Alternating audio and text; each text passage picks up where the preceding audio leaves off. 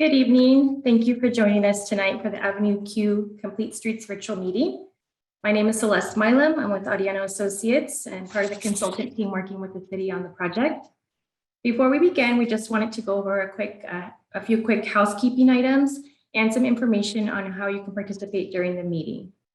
Tonight's meeting will be recorded and placed on the website for future viewing, or if you'd like to share it with others. If you would like to stream the audio through your phone instead of Zoom, we do have two lines available, an English line and a Spanish line. And the call-in information is there on the screen for your use.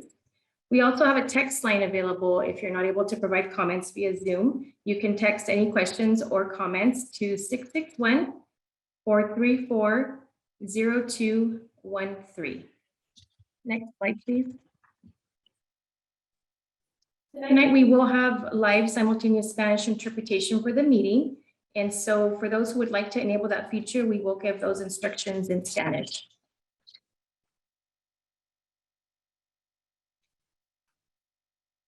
Hola, buenas tardes. Gracias por acompañarnos a esta reunión. Para seleccionar el idioma de español, por favor, en los controles abajo de su computadora, seleccione el botón que dice interpretación. Es un globo. Para escuchar el idioma solo interpretado, solo nomás en español, haga clic en Mute Original Audio o silenciar audio original. Thank you. Next slide, please. Throughout the presentation, we'll be stopping for questions, comments, and also for some polling questions. So for general questions and feedback, there are two ways that you can provide your input. If you'd like to participate verbally during those segments, you can use the hand raise function at the bottom of your control panel on Zoom. And if you're joining us by phone, you would use *9 to raise your hand. And at those stopping points, we'll call you by name, ask you to unmute yourself, and then you can go ahead and provide your question or your comment. The second way that you can provide input is through a written comment using the Q&A function. This is also located at the bottom of your screen. And you just click on the button, type in your input, comment, question in the text box, and then we'll read those out loud at those designated stopping points throughout the presentation and respond to those. Please note that all questions and comments tonight will be monitored by the project team. So we ask that you refrain from using profanity, offensive language in your written and verbal comments. And then next slide.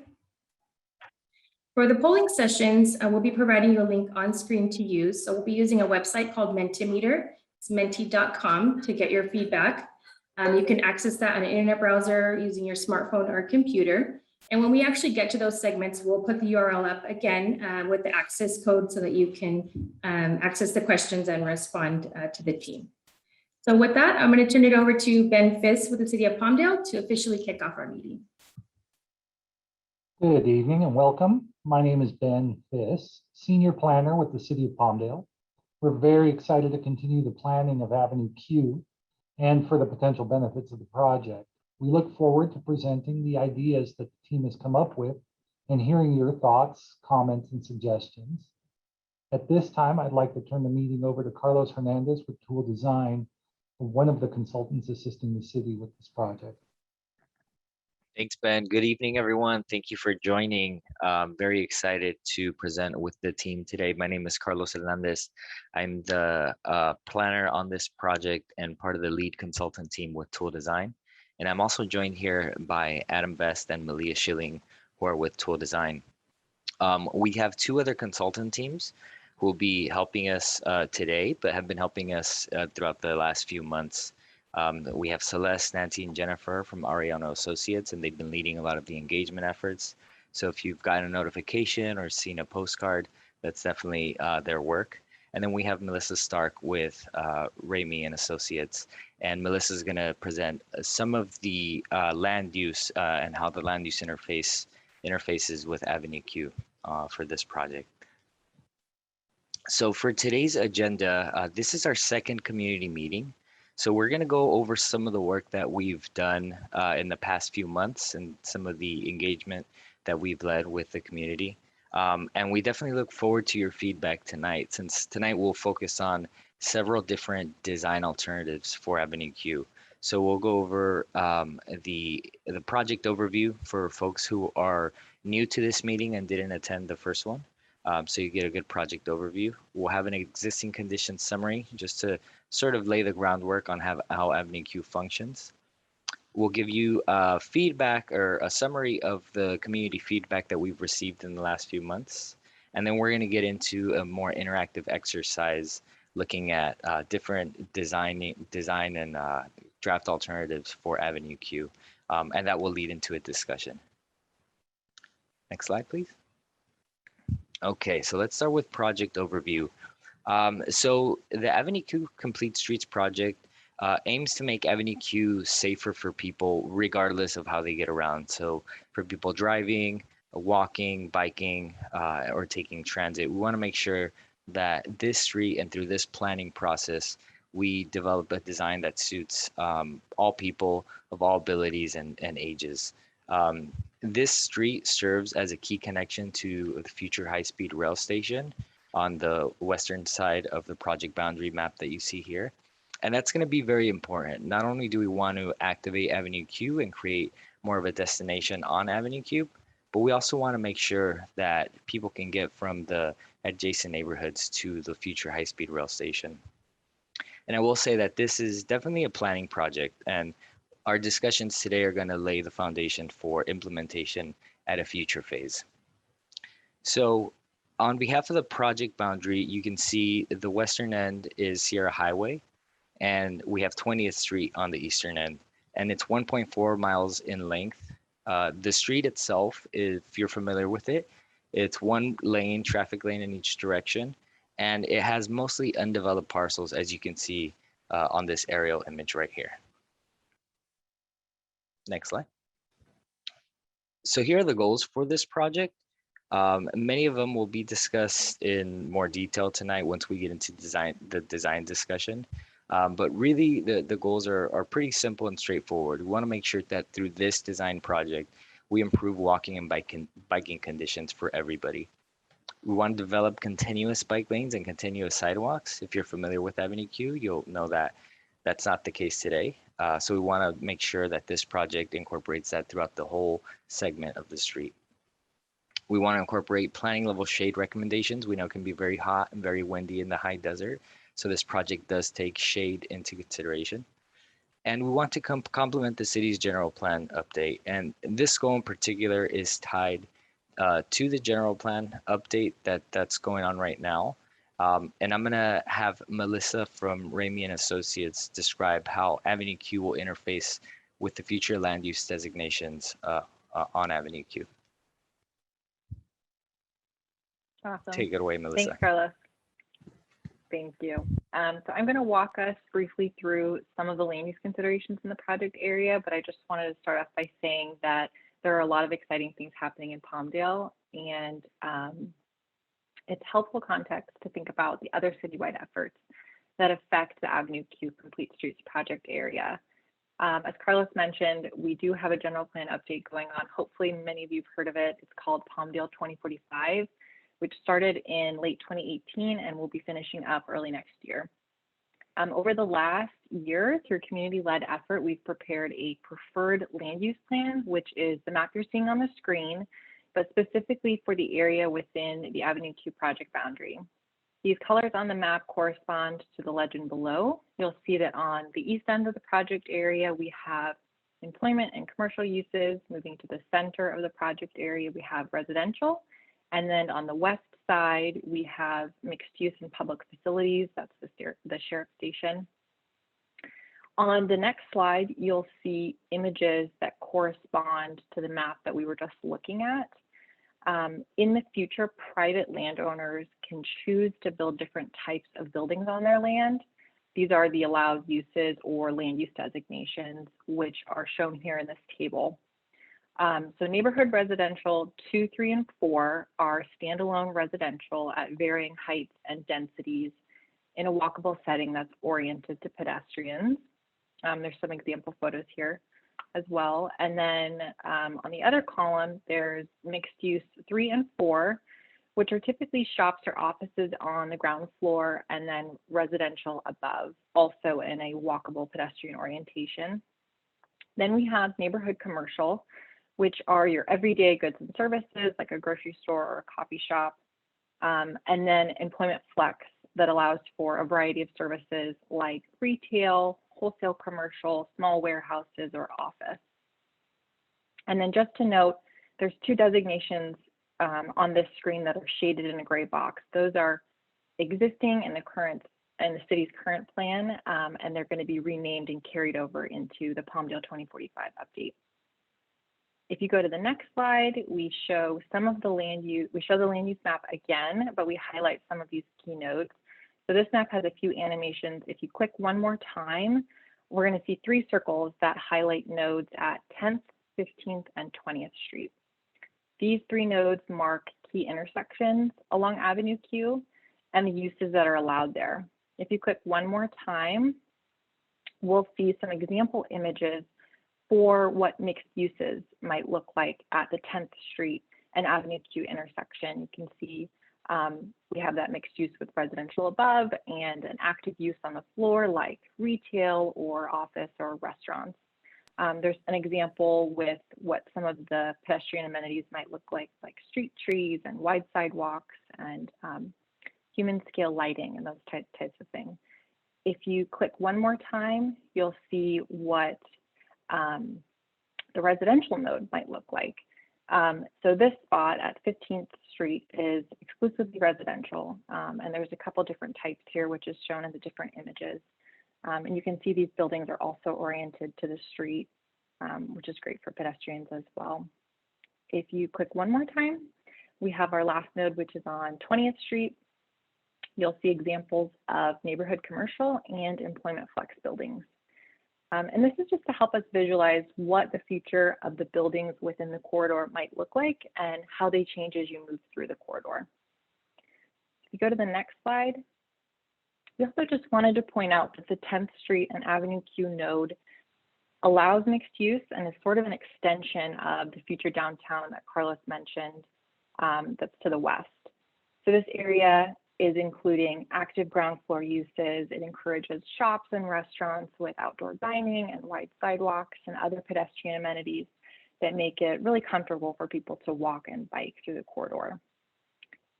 So that's it for my quick overview of land use. I'm going to pass it back to Carlos to walk us through the next section of the presentation. Awesome. Thank you, Melissa. So as folks can see, the overall environment along Avenue Q has the potential of changing into just a more dynamic and a more inviting street. And through this project, we want to make sure that the street space, meaning the sidewalks, the actual street itself, that those spaces are also dynamic and inviting. And through this also create more of a safe and calm street. I want to present some of our findings that our team did in the earlier part of this year. But before we go into that, I wanted to start a quick poll just to see who's in the room. So we're going to ask a few questions. We're going to ask folks to go to menti.com so you can type it in. Either if you're on a computer, you can type it in there. There's a link in the chat that you can click on, and then if you're on your phone, you can use a web browser there too, and you can use you can go to menti.com and type in this code here. As you do that, as you're getting situated with Menti, you'll be able to see some of the questions that we'll pose to the group. The great thing about Menti is that when people answer, you can sort of start seeing other people's responses. It's just a quick interactive way to poll everybody. We're going to be using Menti a couple more times during this meeting, so we want to have this as an opportunity for people to get comfortable with logging onto Menti. So if you've opened up a browser window, make sure to just keep that open. Those questions will change for you as we change them. As you can see in the shared screen here, the question is, do you live or work in Palmdale? And we're starting to get some answers populated. Again, we want to just make sure we understand who's in the room, and as we go on through this presentation, make sure that we can answer any questions for folks that aren't as familiar with Avenue Q. And just one note here for Mentimeter, this is Malia with the consultant team. If you live and work in Palmdale, you should be able to select both.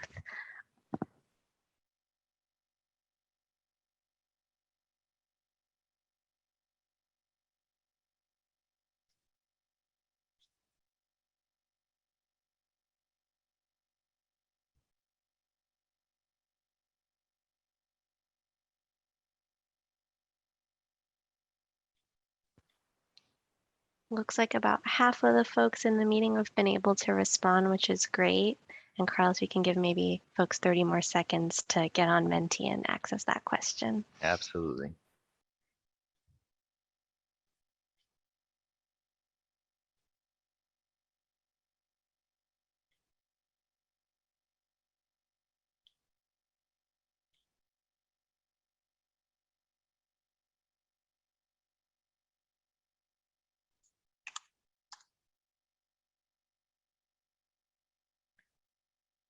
Okay, we have around 19 votes, 20 votes so far.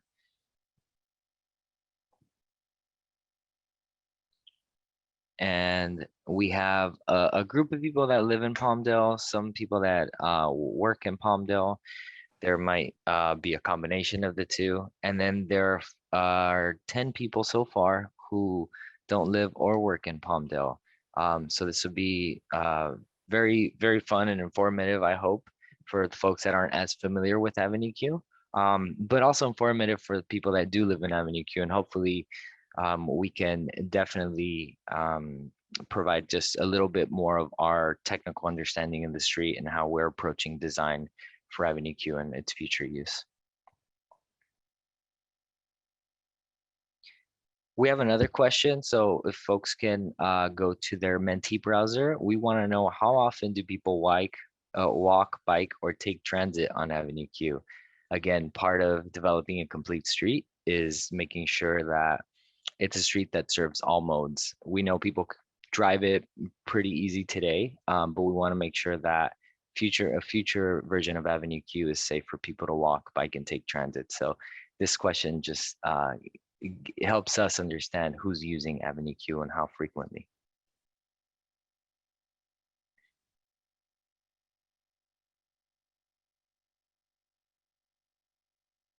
Okay, those votes came in very fast. So hopefully it seems like people are getting used to using Menti, so that's great.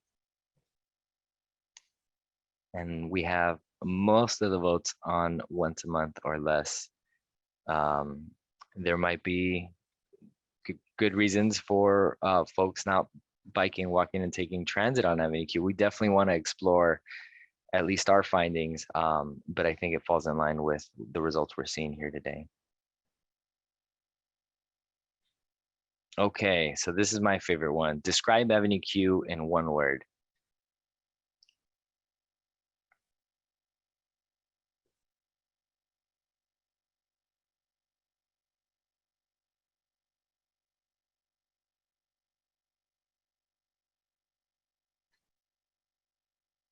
Okay, unsafe. That's the first word we see here. Neglected, rough, junky. Growing. I see the optimism there. I like it. Truck corridor, car dominated.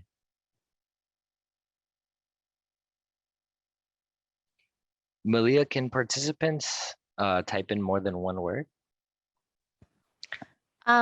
I think technically you can type in as many words as you want, but I don't think it'll prevent you. But we are asking for one word here. Got it. And I think a hyphenated word is totally fine. So whoever who's submitted car dominated, that works.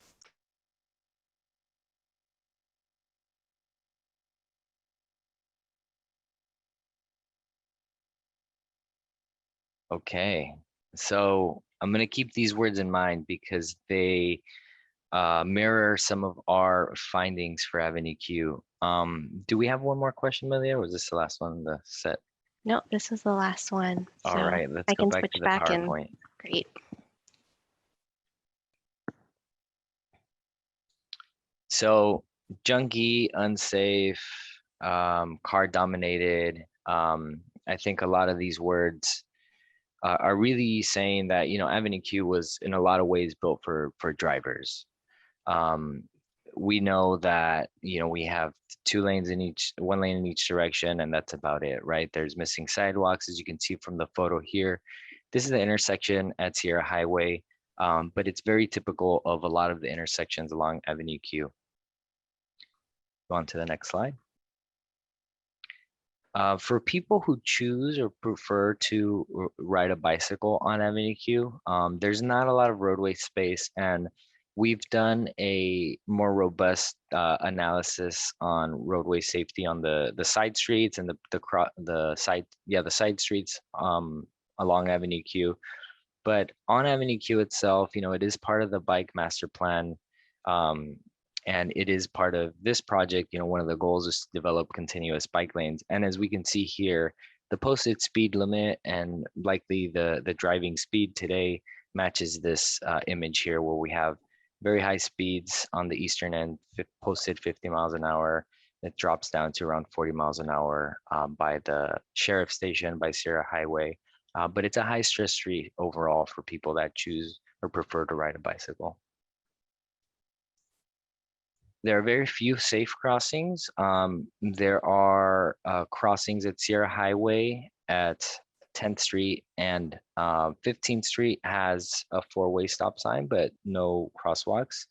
And those distances are very long, right? If people wanted to cross Avenue Q and find a safe crossing, you'd be hard pressed to find one. And typically people just cross the street wherever they desire. So through this project, we definitely want to incorporate new crossings and make sure that we have a frequent amount of crossings to just slow the street down, create a calmer environment for people walking.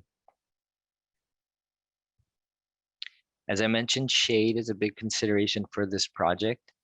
We know through a very thorough shade analysis and investigation that we've done is the only time of the year that anyone waiting at a bus stop, for example, or walking along Avenue Q will get shade is in the winter months. I think December, where the sun hangs a little bit lower and you'll only get shade from existing buildings or trees on the south side, whereas the north side is completely exposed to the elements year round.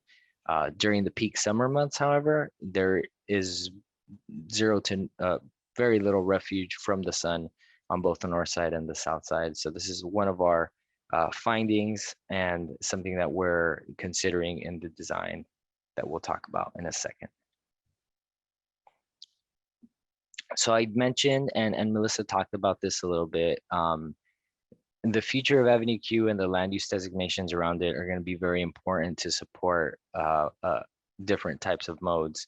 But this should be a key connecting street, especially as new development comes in and as future high-speed rail station comes in. So this is one of our key takeaways from our existing conditions findings. So with that comes a lot of opportunities, and I've talked about a few of these already. Making sure that the design for Avenue Q has new crossing opportunities for people walking and continuous sidewalks. Continuous bike lanes are going to be important, and we definitely included those in our design alternatives. Better connections for bicyclists going from Avenue Q to Side Street, 10th Street, for example, or Sierra Highway. That's going to be important. Consistent shade, lighting, landscaping. These are all additional amenities and considerations that we're going to touch upon on the design. But these were our high-level findings from the existing conditions analysis, and we really want to focus in on these opportunities to move forward into design. Now, those were our findings, and with any great project, you need to reach out to the community and see what the highest priorities and highest needs are for the community. So we've done several activities, and really the Arellano team has just done a great job with the different activities. We've hosted meetings with a technical working group. So this is made of different types of staff and key stakeholders throughout the city. We've had our first community meeting, so some of you may have attended that one. We've had a survey go out with, I believe, over 400 respondents answered that survey. So those are great numbers for this Avenue Q project.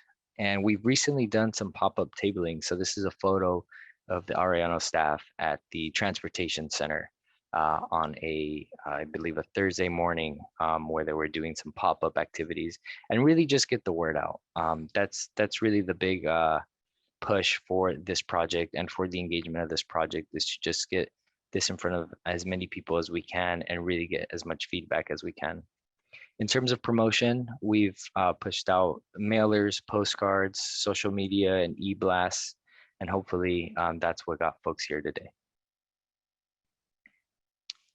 So we've heard a lot of different comments. We've assembled and put together a lot of feedback summaries and incorporated that work into our plan. But these are just a few of the quotes or things that stood out to us. Really, you know, the key takeaways are Avenue Q needs just more shade, lighting, continuous sidewalks. So some of the things that we found during our existing conditions analysis, they also resonate with the public, right? My favorite is on the bottom left is Avenue Q is fast, reckless, and hot. This was from the AV Youth Build group. So this is a youth group who has a center not too far from Avenue Q, and they're very familiar with the street. So again, a lot of the sentiment is pretty much the same along Avenue Q. It's a very hot street with just no sidewalks and no shade, and you know, cars drive fast. So there's a lot of the feedback that we've gotten so far. So we've done our existing conditions analysis, and we've talked to many people in the community through these different engagement activities. And we really want all of that work to feed into our design. I want to just first define what a complete street is. I've talked about sort of certain elements, but just to ground us all, it's a transportation policy and design approach for streets to be planned, operated, and maintained to be safe, convenient, and comfortable. So hitting a lot of those project goals that we talked about earlier. I will say that there's no one singular design approach for a complete street. Every street is different and unique based off of the community context. Some of the elements that are incorporated and that we'll discuss in more detail today include, of course, sidewalks along Avenue Q, but also curb extensions. And you might be familiar with some of these elements here, either in Palmdale or in other cities in Southern California. So we have curb extensions, we have pedestrian scale lighting, bike lanes, different types of bike lanes as well. Some are on street, some are sidewalk level. I did see a comment in the chat referring to that, and we will get to that question. And bus shelters, right? We want to make sure that people not only taking the bus, but waiting at a bus stop are considered in this project. Other elements that I will highlight, we put them in the green infrastructure category. So this includes trees, street trees, different types of paving and drought tolerant landscaping, and stormwater infiltration. And these are also important. We want to make sure that Avenue Q not only functions for people walking, biking, taking transit in a safe way, but that they're also beautiful spaces, and that we can essentially create small microclimates in different areas on Avenue Q and really start minimizing that urban heat island effect and increase stormwater infiltration as well.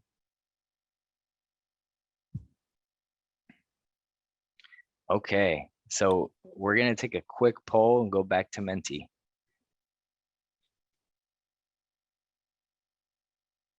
All right, so if everybody can open up Menti, hopefully you have your browser window still open, and it should change to our next question, which is to rank the complete streets elements in order of most important to least important for you.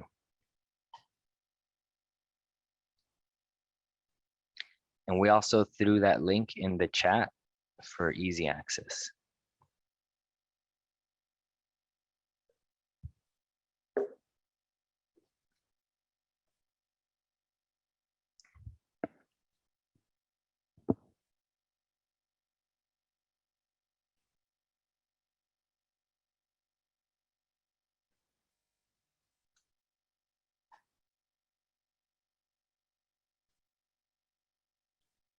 All right, I see 8 participants, 9 so far. and we have 24. So I'm going to give it a few more seconds for folks to fill that out.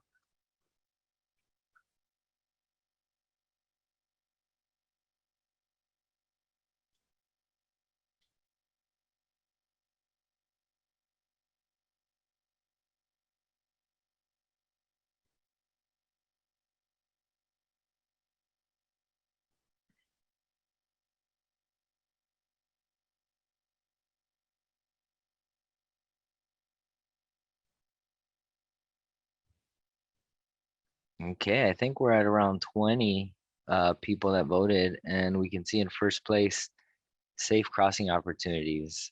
Second place, new sidewalks. So definitely have a lot of walkers in the audience. Again, this definitely resonated with the community groups that we've talked about with key stakeholders. It's, one of the main things that stands out, having sidewalks and safe places across the street. I do see landscaping and tree canopy catching up, coming in at third place. So we'll definitely discuss all of this in the next segment.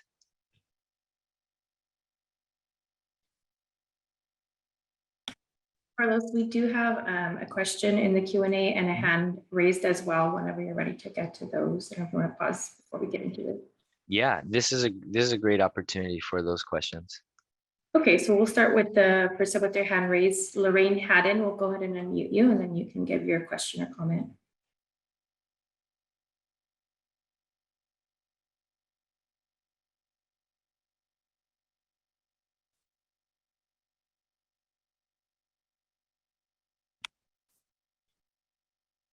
Oh, there we go. You are unmuted, Lorraine. You can go ahead and give your comment.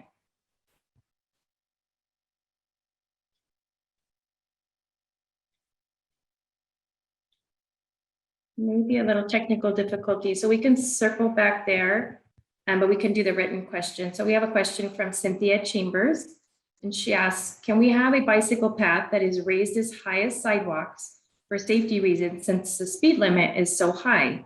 In Valencia, there's a 4-lane road that has that. Yeah, that's a great question and comment, Cynthia. Absolutely. When there are higher speed streets, separating people driving from people riding bikes as much as possible is often the best approach. And we're going to walk through some of the design alternatives that we've put together, which actually includes a sidewalk level bicycle lane with different widths of separation. And that's something that we'll actually discuss with the group, is to start talking about trade-offs. And sometimes you have a safer facility for somebody riding a bike, and that means that parking has to go, for example. So that'd be part of the conversation today. Thank you for that question. And then looks like we have another question. Oh, no, went away. Okay, I think that is it for right now. Okay. Oh, we have a hand. Sorry, we have a hand raised. Okay, So no worries. looks like it's Cynthia Chambers. Cynthia, we'll go ahead and unmute you, and then you can go ahead with your comment. Yes, I want to know which plants you're going to use for drought tolerant plants. Like, are you going to use Palo Verde or desert willow, or something that's actually attractive and provides a lot of shade, and maybe some oleander to make it look, beautiful with flowers and so forth? Absolutely. So we've been working with the city, and they've provided us their approved tree and plant list.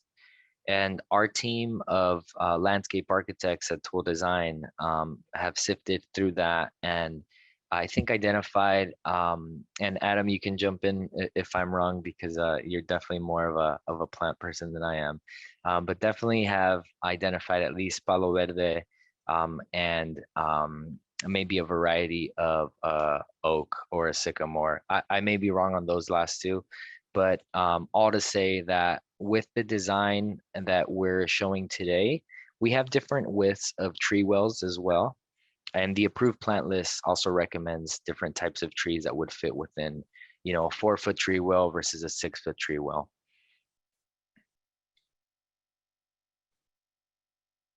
All right, and then we have a couple more questions have come into the Q&A. The first one is from Aritza Parid.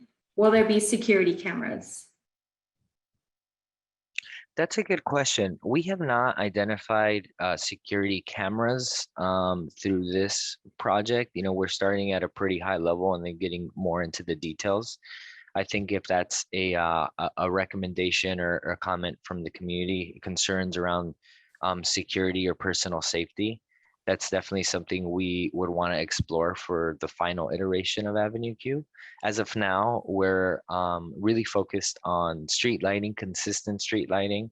But if there are other concerns around personal safety, those should definitely be raised, and our team will explore sort of the best options for incorporating that into a complete street design. Okay, and we have one more question from Mark Ziegler. When will the new zoning designations be changed, and what incentives will there be for landowners to build these types of structures where there are currently vacant lots? That's a great question, and I'm gonna maybe have Melissa chime in, as well as someone from the city may be able to support on this one as well. Sure. Yeah, I'll just mention that zoning is a separate effort that is going to be happening kind of alongside the general plan update. As I mentioned earlier, the general plan update, we're hoping to finish early next year, and zoning will follow closely with that. In terms of incentives, I'm not sure if anyone from the city has something they want to mention about that. We know it's something that will come up, but at this point, I don't think we have anything identified that we could share with the group.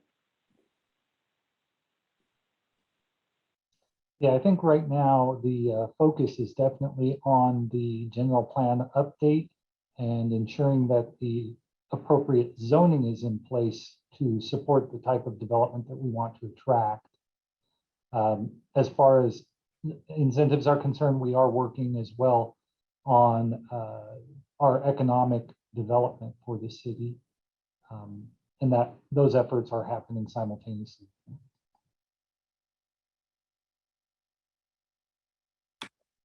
Then we have one more question. Lorraine Haddon, she was not able to get through earlier, so she sent it in writing. It says, as for the housing and mixed use construction along Avenue Q, will this develop organically, or how does the city plan to attract developers?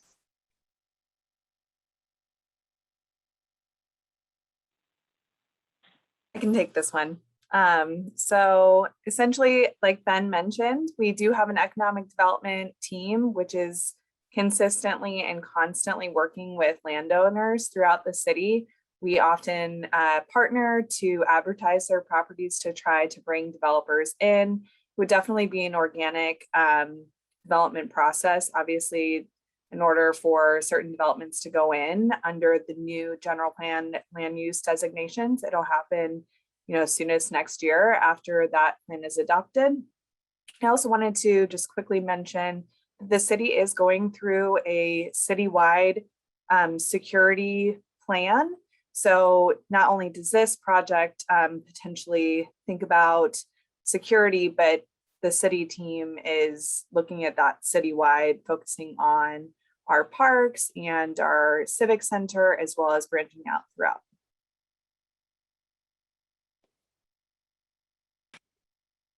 Okay, and we have one last question we can take from Mark Froth. Any idea as to what year the city of Palmdale will have the money in the budget to start this project?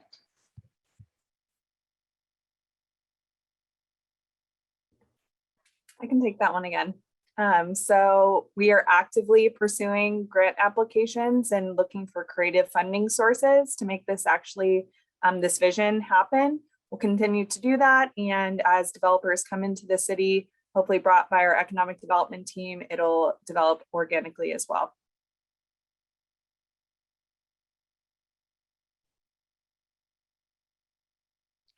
Thank you everyone for your questions and comments. We're definitely logging all of these. And what I want to do now is move into presenting some of our design approach. So the tool design team has been, as I mentioned, putting together our analysis of Avenue Q and how it's served or hasn't served people walking, biking, and taking transit. And we want to identify some design solutions to move forward and to really shop them around with the audience here today. Before I get into any design recommendations, I will say that what you're seeing here is Miro. So it's an interactive platform that allows us to scroll. So you can see me control this board here. I'm going to be zooming in and out of different boards, and I'll keep it fairly slow for people to be able to take all of this in and absorb. But we thought this is a great way to just be able to actually virtually walk the corridor and look at it. So again, just to get us grounded with roadway conditions along Avenue Q, this intersection here being Sierra Highway, we can see in this both the satellite imagery and in the photos, a lot of the community feedback that we've gotten was in relation to shade, missing sidewalks. We can see just some photos of what that looks like. In places where we do have sidewalks, they're fairly narrow. So through this project, we're looking at ways to expand the sidewalk and the parkway space as well, so that we can have adequate sized trees. Thinking about transit as well, for transit users, there's a few lines that run on Avenue Q, and we want to ensure that spaces are carved out for beautiful and safe transit loading zones. And as mentioned before, the street is pretty wide. You know, there are some segments where the street is 24, 26 feet wide. Here, for example, it's somewhat undefined, right? There may be opportunities for cars to park on this curbside space, but it's really hard to sort of define this roadway space for people, which usually encourages higher speeds. Few crossing opportunities, that's something that was presented. So we can see here these two images. I'm going to zoom in here. So this is at 15th Street. You can see here there are some marked crosswalks on the side street, but nothing for Avenue Q itself. So this is something that we definitely looked at making better. Again, transit spaces and having pullouts for bus stops. This is an example of a pretty nice bus stop where you have a shelter. This is the south side of the street. So in the winter months, you'll get the sun hanging lower and this tree canopy in the background. I'll zoom in here. Will provide some refuge for people waiting at the bus stop.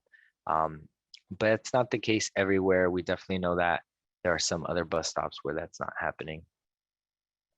So as we're going down here, this is 17th Street, and we're starting to see some more development. You can see here the Palmdale Business Center.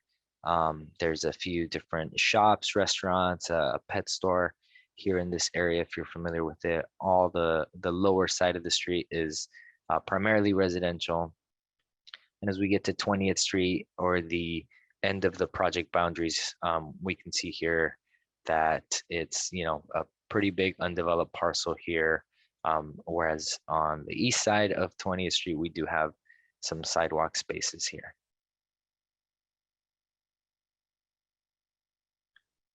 So we know there's a lot of undefined space and just generally a lot of space on Avenue Q. And we've talked about, you know, defining a complete street, but really what we want to move forward are these three right here. We want to make sure that there's wide, comfortable sidewalks, and we can fit 8-foot minimum sidewalks on Avenue Q. Safe bicycle facilities, and in particular, sidewalk level bike facilities. I want to show you here, when we talk about sidewalk level bike facilities, it's the two images at the bottom here. So they are at sidewalk level, and there's plenty of separation from traveling cars. Where, as you see the two top images, these would be some of our more common or standard on-street bike lanes. And then shade and sustainable landscaping, of course. We want to make sure that this project incorporates that. So those are the elements we're moving forward. But there are going to be places along Avenue Q, in particular at intersections, where things get a little bit hectic, right? And that just offers more opportunity for a more dynamic use of the street. There may be a future intersection along Avenue Q that has maybe a ground floor cafe with some sidewalk dining, and that, you know, pair that with a wide sidewalk, with a sidewalk level bike lane, with a bus stop. There's a lot happening. So we want to make sure that, you know, in this project, we're getting down to the details, looking at pavement transitions, looking at public seating. This is something that's been requested by the public. Definitely curb extensions with that green infrastructure that we talked about. Bus boarding zones that are simple to understand, very intuitive and safe with all the sort of active modes we have going on. And we also want to make room for public art. This is really the vision is not only to create a safe street and a beautiful street, but one that's, you know, the community can call their own, that's contextually appropriate. And public art is definitely one vehicle to make a street fit the local context.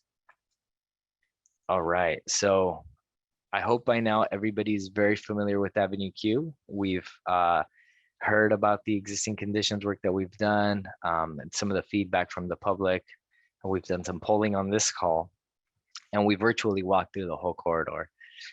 So with that, I want to present a few different options for our alternatives. And we have these two boxes here. There's a green box and there's a purple box.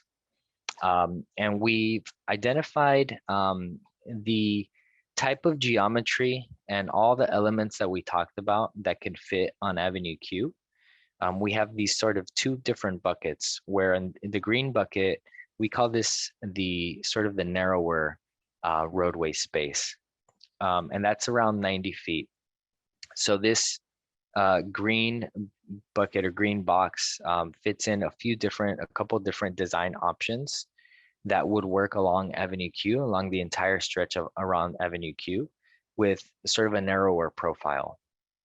And in this purple box, we have a wider profile, or the wider option. So this is a design option that can fit along the entire length of Avenue Q, but it just takes a little bit more space than the narrower option. So in the green iteration, we have somewhere around the 90-foot right of way.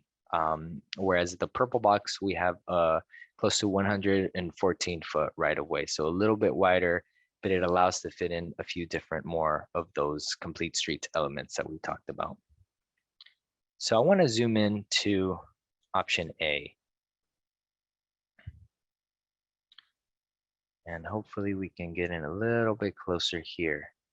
Okay, so in this option, I'm going to point out and walk through some of the things that we've retained and some of the things that we've introduced. So if we're familiar with Avenue Q today, we know it's one lane in each direction. Sometimes we have sidewalks, sometimes we don't. We definitely don't have any bike lanes. So in this design option, you can see we'll start from one side and go to the other.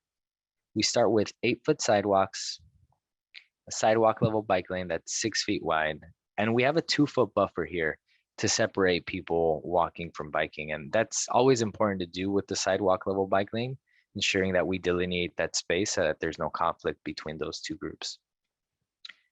Then we have 6-foot landscaping, 8-foot parking zone that also doubles as a curb extension or an opportunity for more landscaping and groundwater infiltration. I'm gonna walk through.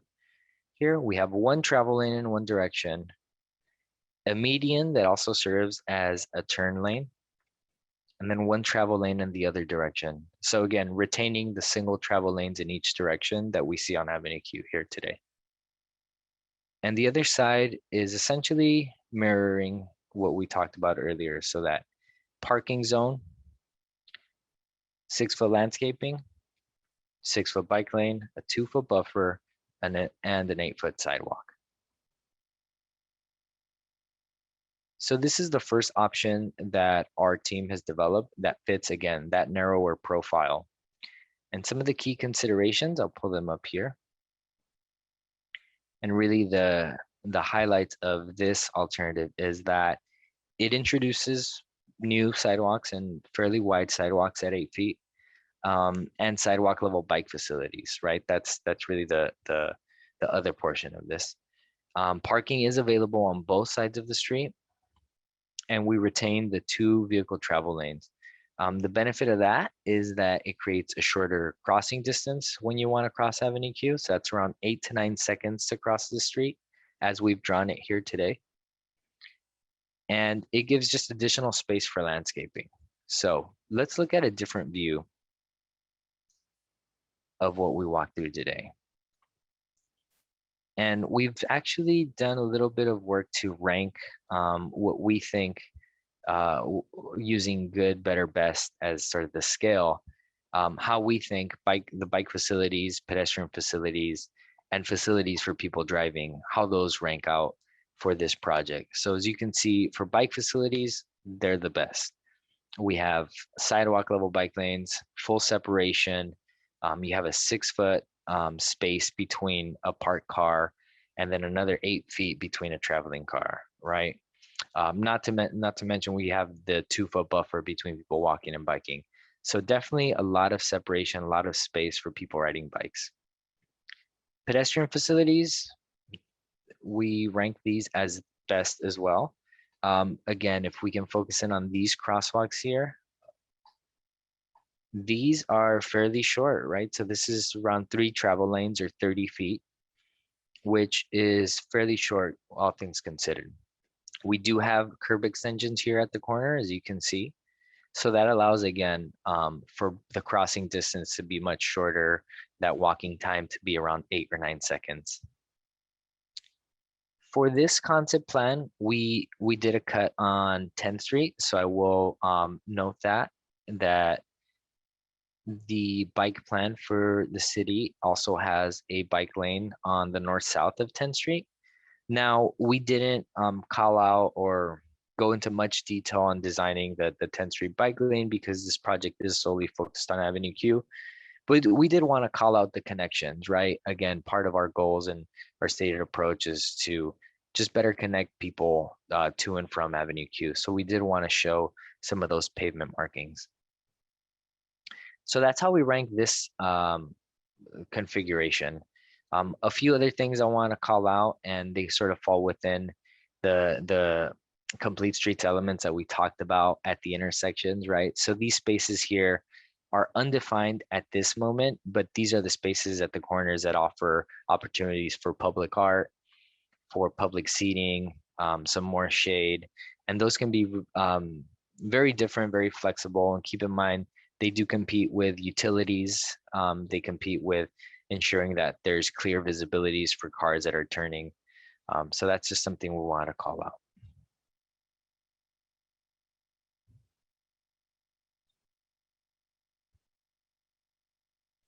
Okay, so narrow option A, just to reiterate, we have new sidewalks, sidewalk level bike lanes, parking on both sides, and 1 travel lane in each direction. So let's take that same space, that same 90-foot profile, and let's look at another option. So this is option B.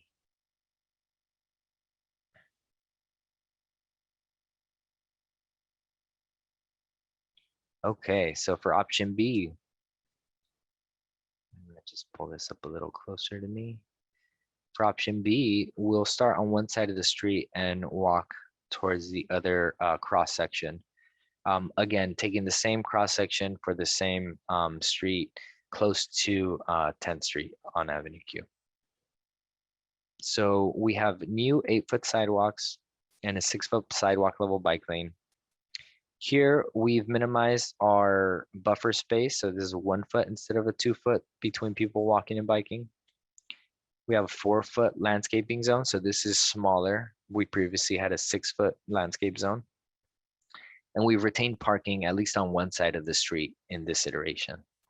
Again, this gives an opportunity for curb extensions, for groundwater infiltration, and just for more landscaping.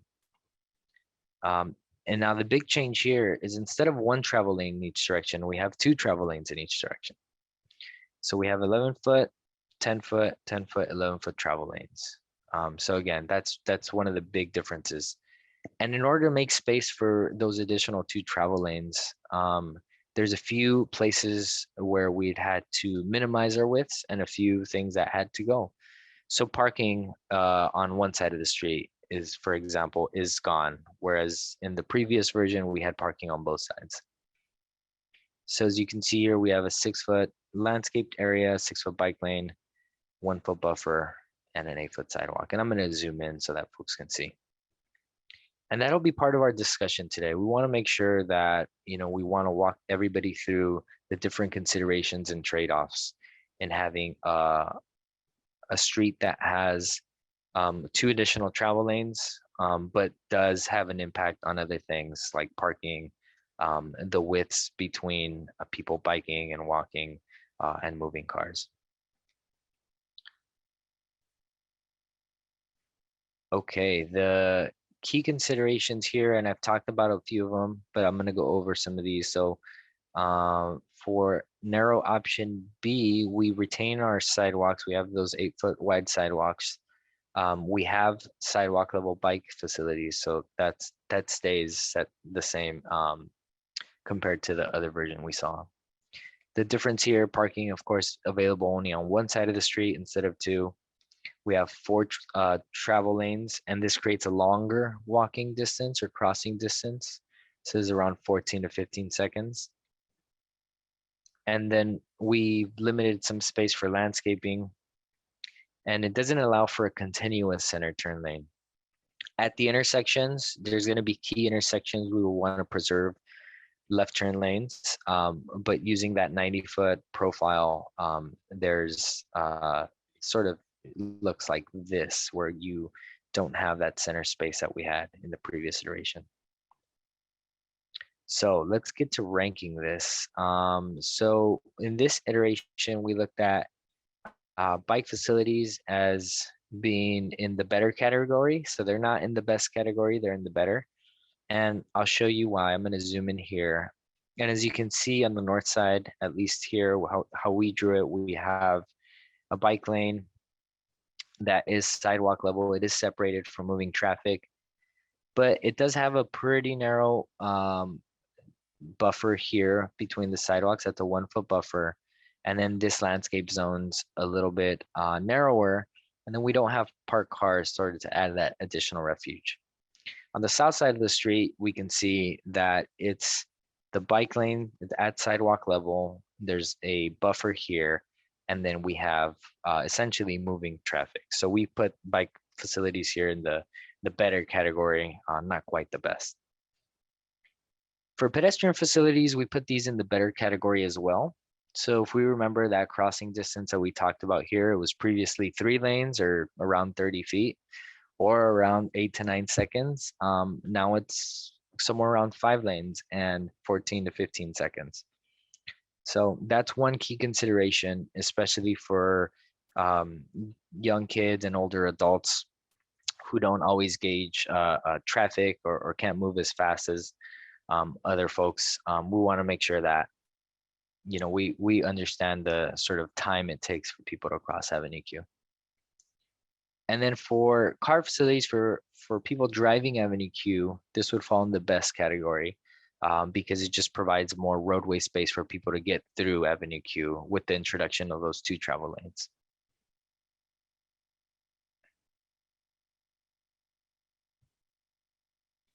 All right, so I hope everybody has Miro queued up because we are going to ask a few more questions and really get to start talking about some of the trade-offs and how we feel about these 2 options. And we'll toggle between the 2 different ones just so people can get familiar with them. But we'll start with the pretty easy question. What kind of bike facility would you feel more comfortable using? So for folks that are familiar with both, great. For those that are not, hopefully through this presentation, we're able to sort of see and we can pull up some pictures again, see what that looks like, sidewalk level versus on street.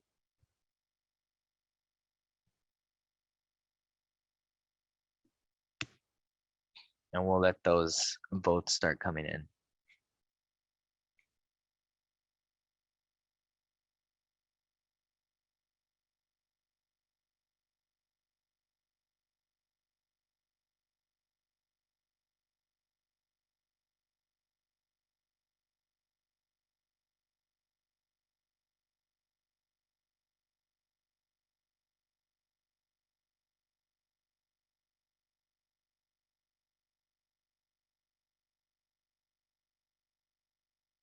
All right, so 14 people voted sidewalk level bike lane. And I think there are a few examples of this that look just a little bit different in Palmdale today.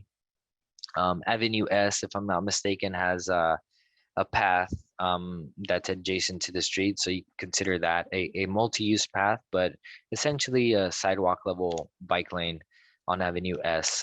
That one's different in that it's a two-way sidewalk level bike lane on the south side of the street. Whereas for these drawings that we've developed, it's one way on both sides of the street. So one way in each direction.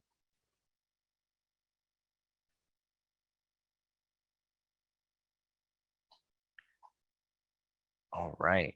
Do we have Move to the next question? yeah, let's move on to the next question. Great. Okay, so which do you prefer? Center turn lanes into every property or a landscape median with a few breaks in it for key locations? And Carlos, let me know if you want to show the two designs again, and I'm happy to switch back to that screen.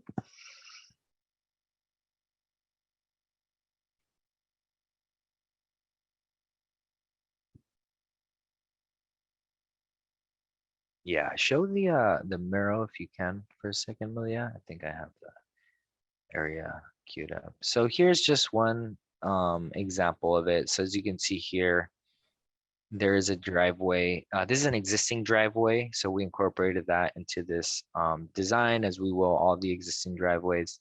But you can see here, there's a very beautiful new landscape median, and it does introduce some turn restrictions here, so people can't turn left in or out of this driveway, for example.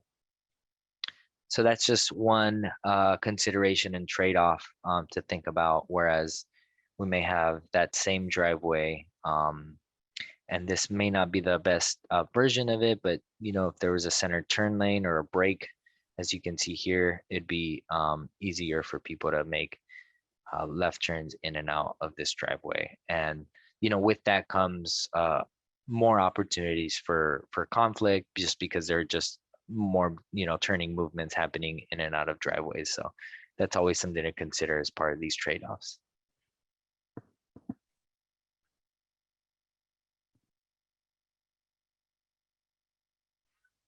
All right. So if we look at the Menti poll so far, it looks like most people prefer landscape median with a few breaks in it for key locations. So it does provide, just again, when we're talking about trade-offs, different opportunities, right? You have the landscape median, the ability for creating a narrower feeling street, a more calm street, opportunities for landscaping, of course, but selecting those key areas for breaks at key location, that's something that will be further refined as we develop this design plan.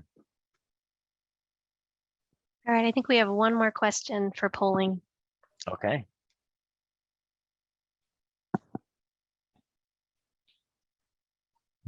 So the question here is, would you be willing to spend a little more time driving, or sorry, a little more time while driving on Avenue Q to ensure a safer environment for people walking and biking?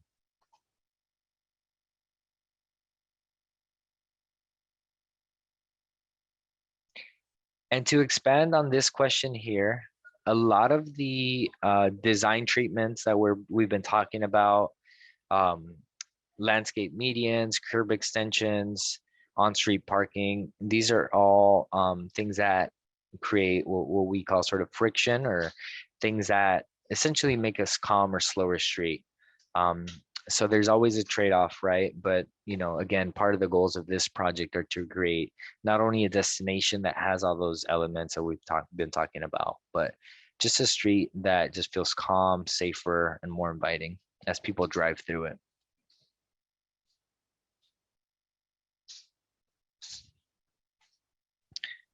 All right, so we had 18 votes on that one.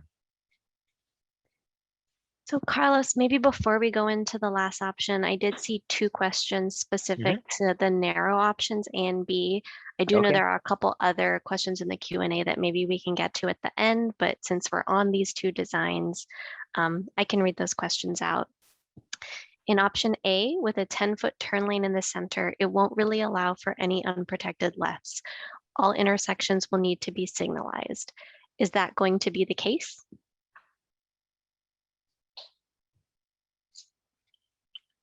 I'm reading that question only because it was stated pretty quickly. So let me just look through that. Oh, I'm sorry, I went With too 10-foot fast. turn lane, well, for any unprotected lefts, on intersection will need to be signalized. And I'll have Adam also support me here. So we've only drawn up the 10th Street as an example, so the intersection at 10th Street. Here we've retained those left turn lanes in both the eastbound and westbound directions. So we want to make sure to retain them wherever possible along this project. There's a lot of undefined space. So what we want to do and what we have been doing is sort of maintaining the roadway options. So the through lanes and the turn lanes. And then a lot of what you see here would essentially build out into that more undefined space that we've been talking about. And then there was another question from the same person, Jose, about option B. And I think this is a question for us, but also the city, asking, does the city see the traffic needs for 2 travel lanes each way? Taking Lancaster Boulevard as an example, which is 1 travel lane each way, it seems to do pretty well with significant traffic loads. So this is kind of comparing the 2 lanes to the 4 lanes. Yeah, I'm gonna just preface it briefly by saying that's something that we've been in discussion about. Obviously, it's just 2 lanes today.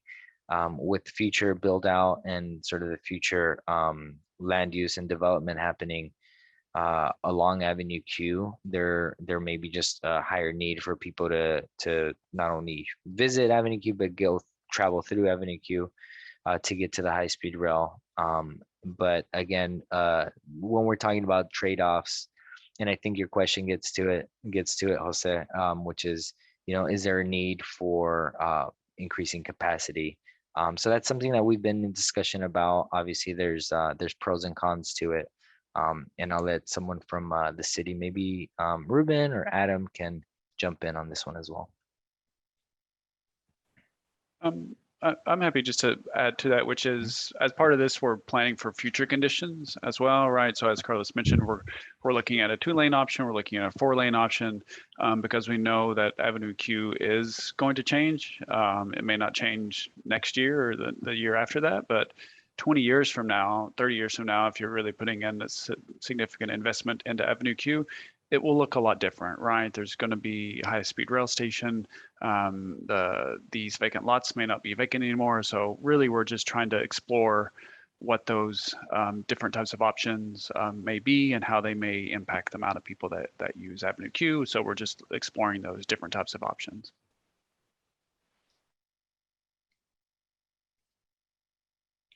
Malia, do we have any other questions related to, and I see maybe one by Christina about the buffers between people biking and people walking for the 2 design iterations that we showed here. So I'm going to answer that one. The separation between people bicycling and parked cars or traveling cars, for example, we typically do that as a landscape buffer. So there is sort of a vertical change there with plants and trees. Between people walking and biking, I think those details have not been determined for this project thus far.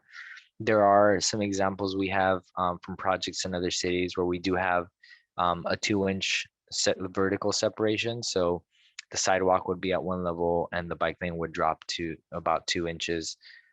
Some cities prefer that approach. I think for this project here, some of the feedback that we've gotten from the bicycle community in Palmdale is that that vertical separation makes for sort of a hazard for people riding a bike. And really using different delineation using pavers or different material, but ensuring that we have a flush transition between the sidewalk level bike lane and the sidewalk itself. That's the approach that we're taking. To answer your other questions, it's one bike lane in each direction.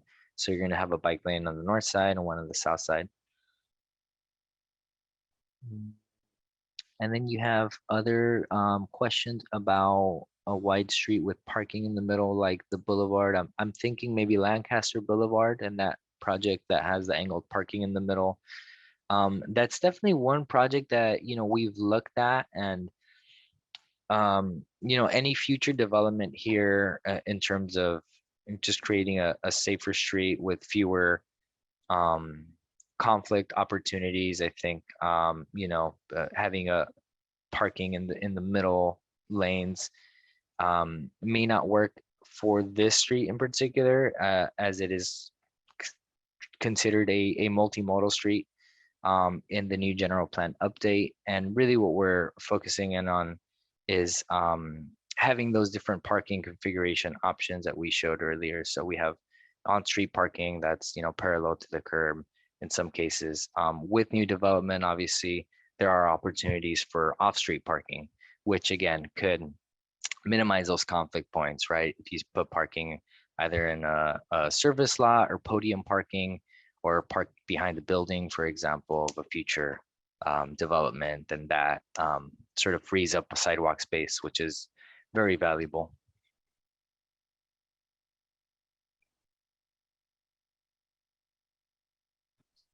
We have additional questions. Did you want to go through those now, or are you going to continue with one more option? Let's move on to our next option. We wanted to just answer some of the ones related to option 1 and 2, or A and B. So let's keep looking through the Miro board, and hopefully we get a few more questions. All right. So we looked at the sort of configurations in the green box, or the green designation, again, a narrower profile of the street. And we looked at the 2 lane versus the 4 lane alternatives. So now we want to look at an option that sort of incorporates a little bit of everything. So for this one here, which we call the wider option, this one includes the 4 lanes, so 2 lanes in each direction, like the previous one did. But I'm going to walk through some of the dimensions here just so we can get a good understanding of what we're talking about. So in this option, we have the 8-foot sidewalk, 2-foot buffer, 6-foot bike lane. So pretty standard. We walked through this in the other 2 options. 6-foot landscaping, 8-foot parking zone.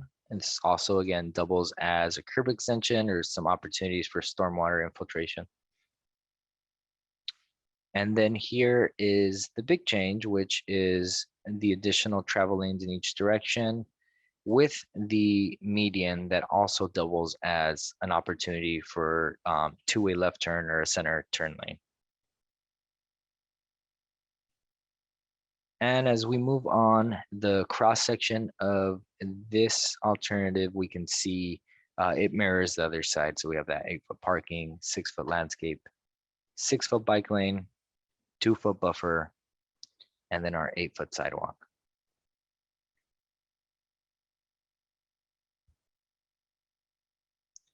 So some key considerations for this cross section. We retain our wide sidewalks that we talked about in the other 2 alternatives, and on our sidewalk level bike facilities as well.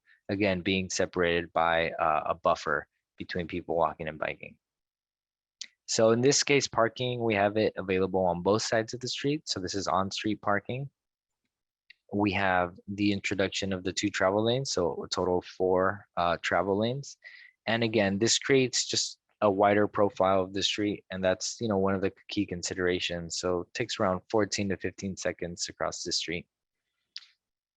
And this wider street also allows for a continuous median, or as the poll indicated, a landscape median with brake set key locations to allow getting in and out of driveways. But it does allow for that. So an opportunity for a landscape median and for turning in and out of driveways. Okay, so if we look at our ranking criteria, we can see, I'm going to zoom in here a little bit. So using our good, better, best ranking, we see the bike facilities are in the best category. Plenty of separation. You can see here not only from the immediate landscape buffer area, but we also have parked cars. So a lot of separation from moving vehicles, and we retain our 2-foot buffer from the sidewalk zone from people walking. For pedestrian facilities, we rank this in the better category, not quite best. Again, that crossing distance here at around 14 to 15 seconds means that you're going across 5 lanes of traffic. Obviously through signal timing, there's a lot that can be done to separate those movements from people walking and cars making those turns. But still, this ranks sort of in the better category, not quite the best. And for our drivers, this would be our best category because it allows not only the function of Avenue Q today, but it introduces those 2 additional travel lanes, and it does allow for that 2-way center turn lane at key places, key opportunities to make those turns.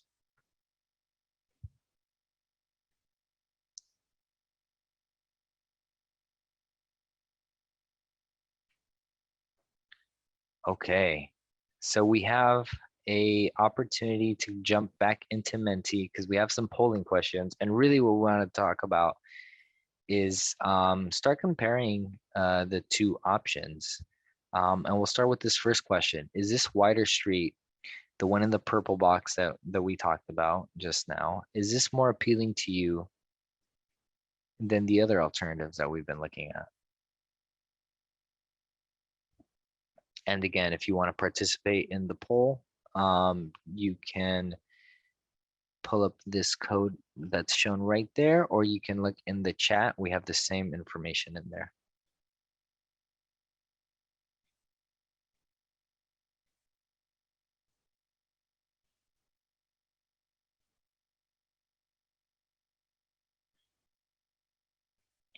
See, we have 23 attendees on this meeting, so hopefully we can get the number of votes up to a 23.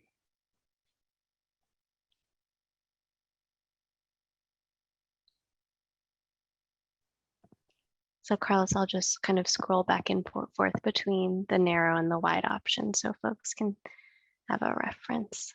I know it can be kind of small. Yeah, thanks for that, Malia. And then just to reiterate, narrow option A has 1 travel lane in each direction with the median. Narrow option B has 2 travel lanes in each direction, no median. And then the wider option has all the travel lanes, or 2 travel lanes in each direction and the median.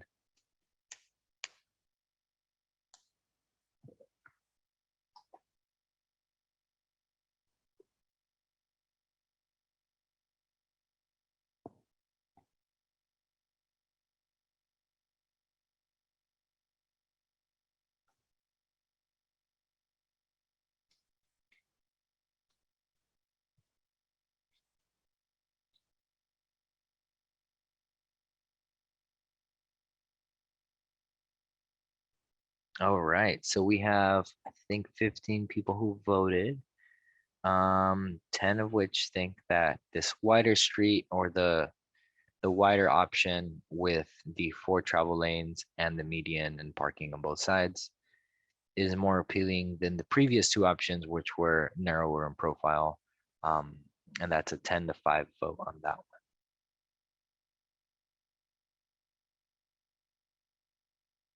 Our next question is, what elements of these designs should be included in the next phase? And I'll give a little bit of an overview at the end of this presentation on our next steps, but really what we want to do is pick, really get feedback from this meeting and move forward with an alternative that can work for the full length of the Avenue Q boundaries from Sierra Highway to 20th Street.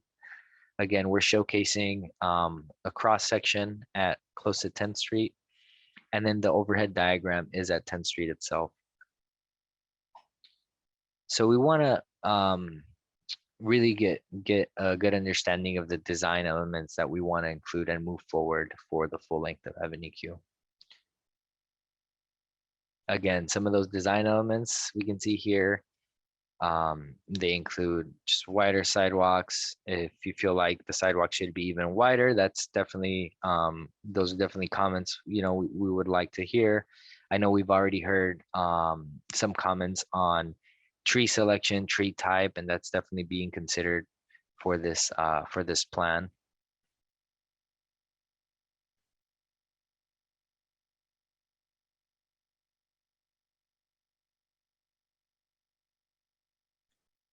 So for this input, I believe, Amelia, you can type in the answers there. So we're definitely asking an open-ended question. You can type in as many of those design elements you think should be included in the next phase.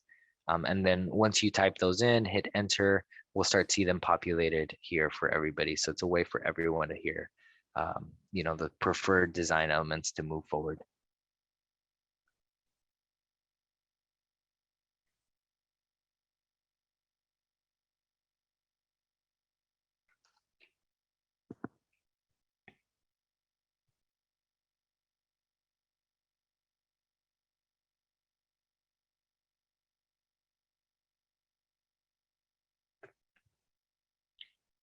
All right.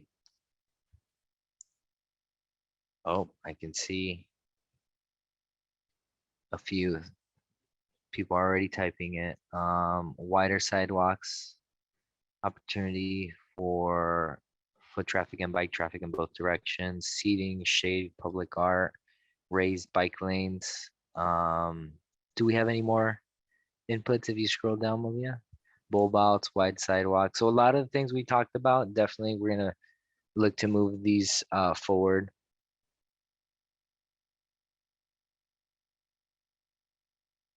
Public art, seating, paved transitions. This is great. Artistic flair. I love it. All right, let's move on to our next question, Malia. So we know what we like. I'd love to know what elements that we've shown here today should be removed or reconsidered. Are there any, is there anything that stood out to you that doesn't sit quite well?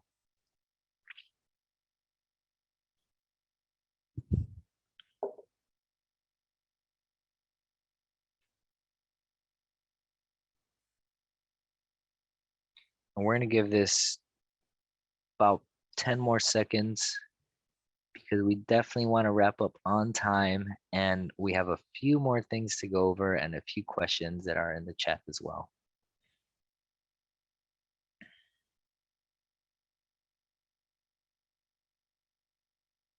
Remove the wider, more traffic lanes design. So I think that's the third option we talked about. Not a fan of needing to cross 4 or 5 lanes.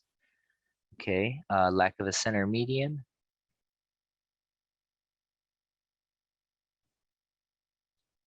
This is great. And as you're typing that in, make sure to hit enter. We're going to capture all of these comments.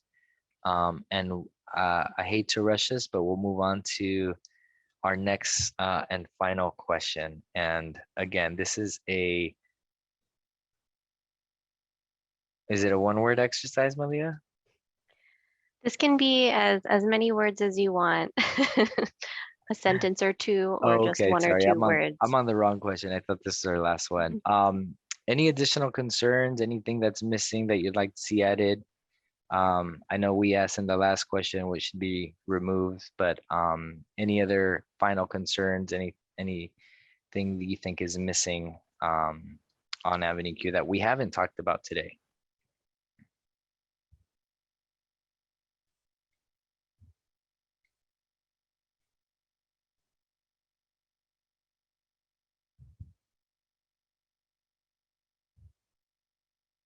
Streetcar trolley. water fountains.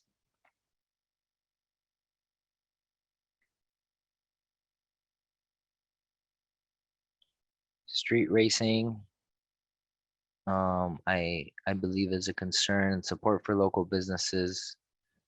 Let's see. Traffic speed, lighting, countdown signal heads for pedestrians. Yeah, pretty standard for projects. I think, part of this project would definitely recommend that, as well as leading pedestrian intervals to give people a head start when they want to cross the street. And Carlos, I know we only have a few minutes and we do have a bunch of questions that people submitted in the chat. So Celeste, do you want to read some of those out to close us out and we can talk about next steps just to be conscious of everyone's time? Okay, the first one is from Aritza Perrine. She asks, will solar be incorporated for streetlights, etc.? And it looks like Ruben had a response on this one.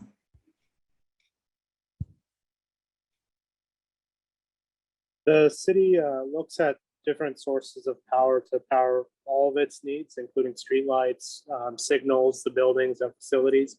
And we try to source the power in a balance of renewable sources as well as affordable and making everything work.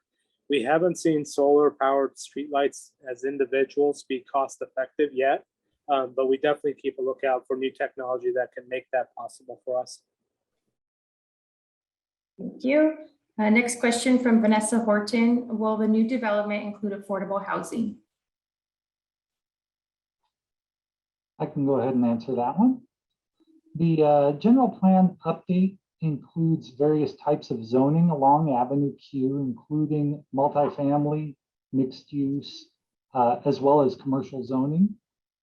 Once developers purchase a property, they can decide whether or not that they want to move forward with a market rate development, a mixed income development, or 100% affordable development.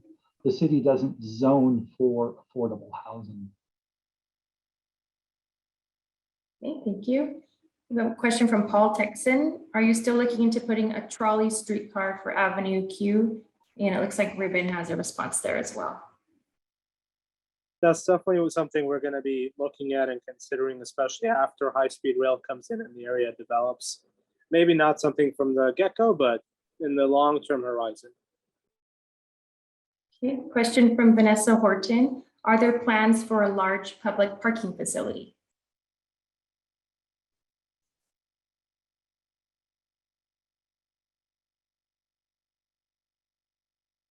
This is Ruben. I'll try to take that one too.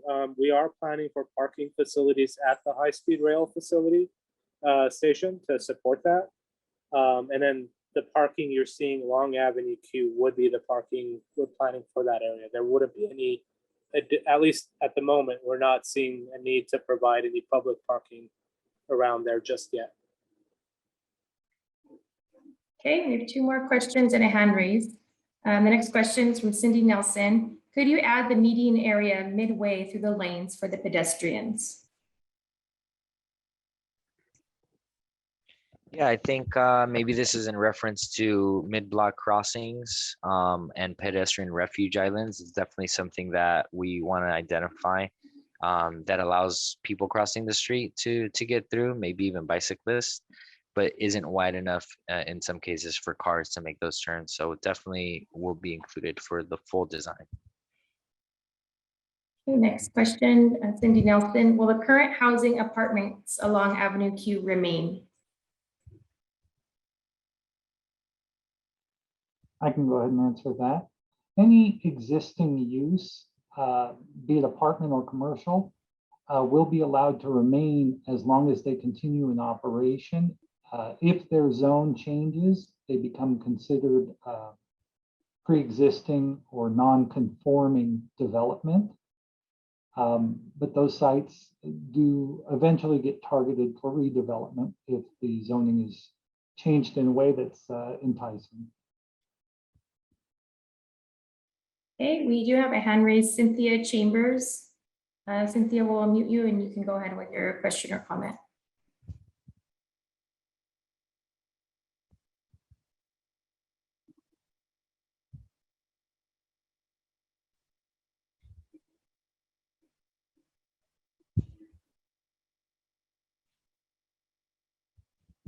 Yes, I want to find out if you will have any parks with picnic areas and shade along this route.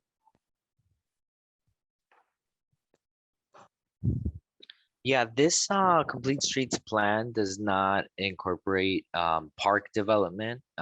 It really focuses on, everything between the sidewalk spaces, but we want to make as much of a park feeling street as we can, obviously through the landscaping and those sorts of things that we talked about, and then create connections to existing or future parks near the project area. So that's definitely one of the approaches that we're taking. And I can also just add that as part of the general plan update, we are kind of finding priority areas for future parks. And we actually had a recent meeting just about 2 weeks ago, and we had a map that identified where future priority areas might be. We can't designate someone's private property for a park because that would take away any financial gains they might have in the future or value from their property, but we can say certain areas should prioritize a park in the future when new development happens. And we can send that link out if you're curious as well. And then we have one more question from Paul Texan in regards to the Sierra Highway crossing for connecting Avenue Q to the final transportation center, HSR, Brightline West, California HSR, and all multimodal like bus, light rail. Is it an overpass pedestrian crossing? This is Ruben.